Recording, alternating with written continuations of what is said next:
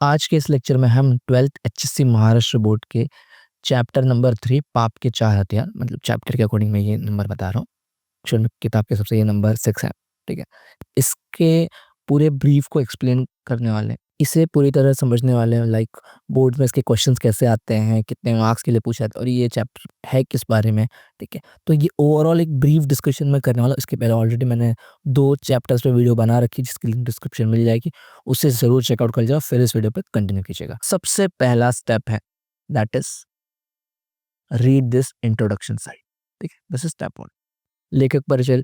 इसके लेखक हैं कन्हैयालाल मिश्र प्रभाकर, ठीक है? प्रभाकर उनका एक पेट नेम टाइप का यूज्ड टू नेम है, ठीक है? एक्चुअल नेम उनका कन्हैयालाल मिश्र है, ठीक है? उनके बारे में सब यहाँ पे सब कुछ लिखा गया कि उनकी जन्म तिथि क्या थी, ठीक है? उन्होंने कैसे-कैसे काम किए, क्या-क्या काम किए हैं, ठीक है?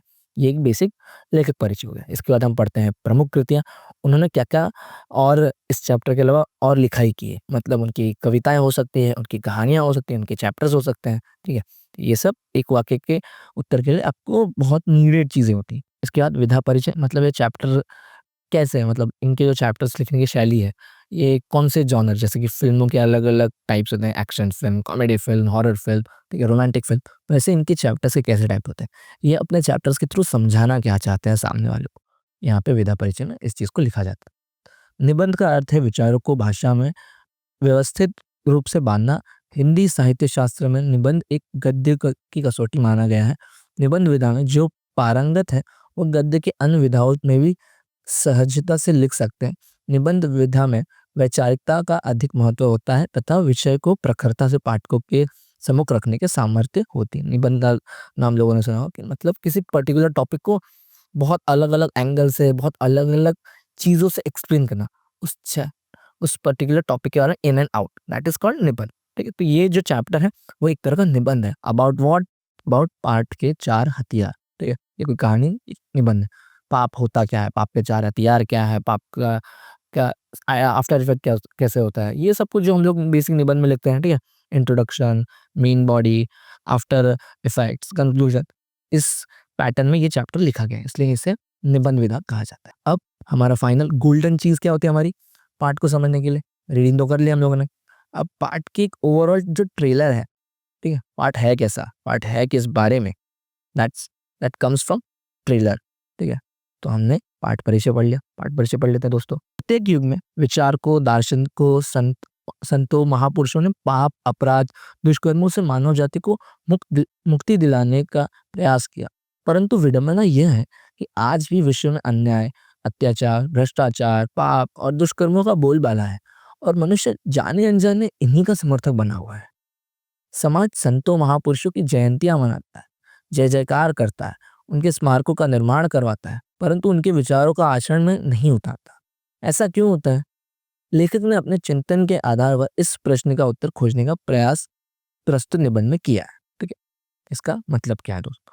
इसका मतलब आप अपनी हिस्ट्री जब हम लोग देखते हैं, गांधी जी कहते थे कि झूठ मत बोलो, अहिंसा का मार्ग अपनाओ। हम सब उनको फ़ॉलो करने की बात करते कि गांधी जी बहुत अच्छे थे, उनकी बातें कितनी सही थी, फ़ॉलो करने चाहिए, बट कोई फ़ॉलो नहीं करता, ठीक है? उनकी मूर्तियाँ हैं, ठीक है? उनके नोटों में फ़ोटोज़ हैं। उनके अलावा आप कह सकते हैं लाल बहादुर शास्त्री जी, छत्रपति शिवाजी महाराज, हमारे ऐसे-ऐसे आइडल्स, हमारे ऐसे-ऐसे एंसेस्टर्स, हमारे पूर्वज जो थे, कितने बड़े-बड़े लोग थे। कितना कुछ करना चाहते थे, कितना कुछ समाज में वो बदलाव देखना चाहते थे, ठीक है? बट उस वक़्त में शायद उनको किसी ने सपोर्ट भी नहीं किया था। आज सिर्फ़ नाम के लिए उनकी मूर्तियाँ बनाई गई हैं, ठीक है? उनकी जयंतियाँ मनाई थी, गांधी जयंती, अम्बेडकर जयंती, 14 नवंबर को चिल्ड्रंस डे, मतलब नेहरू जी की जयंती एक तरह से कह सकते हैं आप, ठीक है? ये सिर्फ़ उनकी बातों को ऐसा रखा गया कि हाँ, इनकी बातें सही थी, ये ऐसे-ऐसे अच्छे-अच्छे सही-सही लोग थे। साईं बाबा, उनका एग्ज़ाम्पल देता हूँ मैं। उन्हें उनकी बातों को लोग जब वो थे तो अधिकतर लोग उनके अगेंस्ट रहते थे कि नहीं, ऐसे नहीं फ़ॉलो करना है, ये नहीं होना चाहिए। बट आज शिरडी में देखिए उनकी इतने बड़े उनका मंदिर है। आज लोग उनकी पूजा करते हैं और जीते जी कोई उनका साथ नहीं देना चाहता।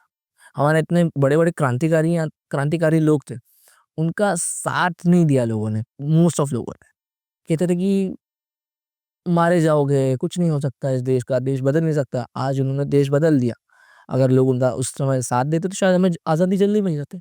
सो ये एक बेसिक आउटलाइन है इस सब्जेक्ट का कि बड़े-बड़े जो संत महात्मा समाज सुधारक होते हैं, वो कितना कुछ करना चाहते हैं, बट उस वक़्त में कोई उनका साथ नहीं देता। उनके मरने के बाद उनकी बातें समझ आती हैं लोगों को और वो फिर उनकी जय-जयकार करते हैं, उनका नाम के लिए हाँ, हाँ, ये अच्छे थे, यार बहुत अच्छे इंसान थे, ऐसा बातें करते हैं। तो ये एक चैप्टर की बेसिक सी आउटलाइन थी। अब हम इसके क्वेश्चंस पे जा रहे हैं, दैट इज़ आवर स्टेप 3। मैं हमेशा ये सारे पीडीएफ्स आपको हमारे चैनल पे अपलोड कर दूँगा। हमारे ऐप पे भी आपको ये मिल जाएँगे, ठीक है? वहाँ से आप ये डाउनलोड कर लीजिए, बस एक बेसिक रीड आउट कीजिए। ये मैं जो भी चैप्टर्स का पीडीएफ बना रहा हूँ, ये एक वन शॉट रिवीजन टाइप का होगा। एग्ज़ाम से पहले सब कुछ, सबका सब कुछ, आप कुछ नहीं, बस इस पीडीएफ को, ये जो मेरा लेक्चर है, इसे फॉलो करना, वन शॉट रिवीजन आपका पूरा चैप्टर कवर हो जाएगा और बड़े आराम से आप इसमें मार्क्स स्कोर कर सकते हैं। लघुत्तरी जो 6 मार्क्स का आता है, पूरे के पूरे 6 मार्क्स मिल सकते हैं आपको। पॉइंटर में आंसर है, बहुत सिंपली मैं ये पीडीएफ सारे के सारे फ्री में ऑनलाइन आपके लिए अपलोड करके आपको प्रोवाइड कर रहा हूँ। इन्हें ज़रूर डाउनलोड कीजिए, हमें ज़रूर फॉलो कीजिए और चैनल के साथ बने रहिए। ठीक है? वीडियो अब आगे बढ़ते हैं। तो जो मैंने चीज़ें आपको आगे बताई, वही चीज़ है अब यहाँ पे आपको बताना है। आपकी जो 2 क्वेश्चन्स हैं बोर्ड एग्ज़ाम के हिसाब से, ये कुछ-कुछ क्वेश्चन्स आपके बोर्ड में भी आए हैं, जो क्वेश्चन्स एग्ज़ाम में आए हैं। हम पेपर पैटर्न बहुत अलग-अलग पेपर्स भी डिस्कस करने वाले हैं दोस्तों, ठीक है? तो वहाँ पे आपको बता भी दूँगा कि ये पर्टिकुलर क्वेश्चन किस साल में आया था, कैसे इसका आंसर लिखना है, ये सब कुछ देखिए यहाँ पे लिखा गया है। तो यहाँ पे इस चैप्टर के जो 2 क्वेश्चन्स हैं, मोस्ट ऑफ चैप्टर्स में 2 ही क्वेश्चन्स हैं, दैट इज़ पाप के 4 हथियार पाठ का संदेश क्या है एंड पाप के 4 हथियार निबंध का उद्देश्य क्या है, ठीक है? संदेश मतलब वो क्या मैसेज देना चाहती है, उद्देश्य मतलब वो क्या बताना चाहती है, ठीक है? ऑलमोस्ट ये दोनों क्वेश्चन्स सिमिलर हैं, इसलिए इनके आंसर्स भी सिमिलर ही मैंने लिखे हैं। आप मतलब एक ही आंसर को याद करके जाइए, आप दोनों आंसर लिख कर आ जाएँगे, इस चैप्टर का कोई भी होगा। तो मैंने जो आपको अभी बेसिक आउटलाइन, बेसिक कहानी, निबंध, अपनी सोच बताई, वही चीज़ को यहाँ पे आपको उतारना है। देख लीजिए पॉइंटर्स मैंने उसी चीज़ को लिखा कि समाज की समस्या है। कुछ-कुछ महापुरुष, सुधारक और संत होते हैं जो समाज की का बुराइयों को सुधारने का प्रयास करते हैं। ये this is your first point. Second, सुधारकों का संघर्ष, सुधारकों को समाज में अक्सर उपेक्षा, निंदा तथा विरोध का सामना करना पड़ा। कुछ सुधारकों को अपनी जान तक गँवानी पड़ी। महात्मा ज्योतिबा फुले, ठीक है?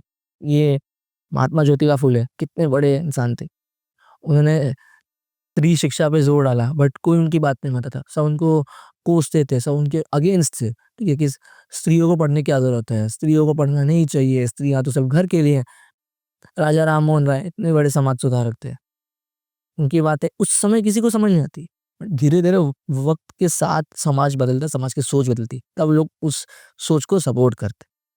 So that is the second point कि समाज सुधारकों का संघर्ष करना। लोग ये अपोज़ की वजह से डर भी जाते हैं कुछ लोग, तो वो सब समाज सुधारक और कुछ नई चीज़ लाने में लोग घबराते हैं। बट जो लोग नहीं घबराते वो समाज सुधारक बनते हैं। थर्ड, मरणोपरांत सम्मान, मतलब ऑफ कोर्स हाँ, आप सही थे, बट आप तो चले गए, तो आपके मूर्तियाँ बनाए थे, आपके नाम के रास्ते बन जाएँगे, आपकी सोच को वाह-वाह करेंगे, आपको लोग अभी भी याद करेंगे, बट कुछ फ़ायदा नहीं है, सिर्फ़ याद करते हैं लोग, उस चीज़ को फ़ॉलो नहीं करते। एंड देन एट लास्ट पाठ का संदेश, लेखक के अनुसार सुधारक का स्मारक बनाना उसकी पराजय है। क्यों? कि वो तो जा चुका है। लोग उसके बातों को सिर्फ़ अपने अंदर रखने के बजाय बोलेंगे, हाँ, झूठ नहीं बोलता मैं तो गांधी जी का फॉलोवर हूँ, मैं मारपीट नहीं करता, मैं अच्छे काम करता हूँ, मैं गरीबों की मदद करता हूँ, सब बोलने के वास्ते है। मैं जस्ट इनकी मूर्ति है, इनको फॉलो करता हूँ, इस ऐसे नाम के। तो यहाँ पे लिखा गया कि उनका स्मारक बनना उनकी पराजय है। यदि समाज ने उस समय सुधारकों का सहयोग किया होता, तो बुराइयों को समाप्त किया जा सकता था। पाठ का उद्देश्य है कि समाज को सुधारकों के प्रयासों का समर्थन करना चाहिए, मतलब जो एक्चुअल में सही काम कर रहे हैं, उनको सपोर्ट करो और बुराई को खत्म करने में अपना साथ दो। देखिए, सिंपल वे में मैंने ये पूरा पीडीएफ बनाया, पूरे क्वेश्चन आंसर्स। ये सोच आपको ये समझा होगा एंड सेम आंसर नीचे भी है। ठीक है? कि इस निबंध का उद्देश्य है ना, मतलब आपको समझाना क्या चाहते हैं? यही समझाना चाहते थे कि आपको समाज सुधारकों का साथ देना है और बुराइयों को जड़ से मिटाने के लिए आपको भी आगे बढ़ना है। This is the main basic answer. तो दोनों आंसर सेम टू सेम, ये पीडीएफ आपको मेरे चैनल पे मिल जाएगी। देन लास्ट में आता है एक वाक्य का उत्तर, जो आपकी कृतियों के क्वेश्चन, जो आपके लेखक परिचय फर्स्ट इंट्रोडक्शन पैटर्न होता है, वहाँ पे से आपको ये आंसर्स मिल जाते हैं। यहाँ पे इस चैप्टर में 2 क्वेश्चंस हैं, आपके टेक्स्ट बुक के पीछे के ही क्वेश्चंस हैं, देख लीजिएगा। कन्हैयालाल मिश्र प्रभाकर जी के निबंध संग्रह के नाम लिखिए, जो उन्होंने निबंध लिखे थे, तो मैंने यहाँ पे 4 सिंपल लिखे हैं, आप याद कर लीजिएगा। ये क्वेश्चन आपको आपके 21 सितंबर आपके 2021 सितंबर के पेपर में मिल जाएगा और 2022 और 23 के मार्च के पेपर में ये क्वेश्चन आया था। यहाँ पे देख लीजिए। देन सेम लेखक कन्हैयालाल मिश्र प्रभाकर जी की भाषा शैली, मतलब वो कैसे उनके जो लेख होते थे, उनके जो लैंग्वेज का यूज़ होता है वो कैसा होता था। ये क्वेश्चन में आपको सेम उन्हीं सालों में क्वेश्चन पूछा गया है, वहाँ पे आपको ये क्वेश्चंस मिल जाएँगे। यहाँ पे प्रमुख कृतियाँ लिखी हैं, ज़िंदगी लहलहाई, ज़िंदगी मुस्कुराई, 2 नाम तो बहुत ईज़ी याद हो जाएँगे आपको। महके आँगन चहक के द्वार, बाजे पायलिया के घुंघरू, ये उनके कुछ चैप्टर्स ऑफ जो लेखन कृतियाँ थी, निबंध थे, उनकी नाम है। उनकी भाषा शैली कैसी थी? तो मजी हुई, सहज सरल, मुहावरेदार और कथ्य को दृश्यमान और सजीव बनाने वाली है। मतलब कि जो हिंदी लैंग्वेज है, प्रॉपर हिंदी पकड़ के चलते थे, दैट इज़ मंजी हुई, बहुत ही सॉर्टेड, सहज सरल, मुहावरेदार, मतलब ज़्यादातर वो मुहावरों का यूज़ करते थे एंड जो पर्टिकुलर एक सीन उनको एक्सप्लेन करता, वो बहुत अच्छे से एक्सप्लेन करते थे कि ऐसा-ऐसा हुआ होगा, ऐसा-ऐसा होता है, ऐसा-ऐसा होगा, ऐसा सब कुछ यहाँ पे बताया। सो होप सो कि आपको ये वीडियो पसंद आया, अगर हाँ, तो इस वीडियो को लाइक करें, कमेंट करें और शेयर ज़रूर करें।